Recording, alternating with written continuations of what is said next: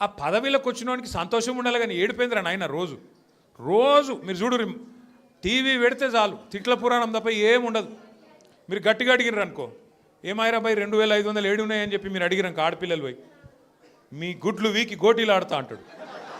వీడెక్కడ ముఖ్యమంత్రి?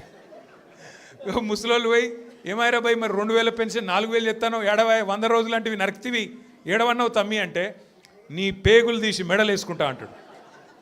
అట్లాగే మన విద్యార్థులు పోయి ఏమయ్యా మరి 2 లక్షల ఉద్యోగాలు అన్నావు ఏం సంగతి అంటే నీ లాగుల తొండలు ఇడిచిపెడతా. వీడేం ముఖ్యమంత్రి, వీందేం భాష, నాకు అర్థమే కాదు. అరే 2 ఏళ్ళకి వెళ్ళి ఏం చేసినవారు అయ్యాను అంటే లాగుల తొండలు ఇడుస్తా, మెడల బేగులు వేసుకుంటా, గుడ్లు వీకి గోటీలాడతా, నీ అమ్మ నీ అయ్య గీదా భాష. మాకు రాదా భాష? మాట్లాడమంటావా? హైదరాబాద్లో పెరిగినోని నేను. మాట్లాడమంటే ఉర్దూలా, హిందీలా, తెలుగులా, ఇంగ్లీష్లా పొల్లు తిట్టే తెలివి నాకు కూడా ఉంది. మాకు కూడా వస్తుంది భాష. హైదరాబాద్ గల్లీలలో పెరిగిన నేను. నువ్వేడో ఊరికెళ్ళి వచ్చినావు.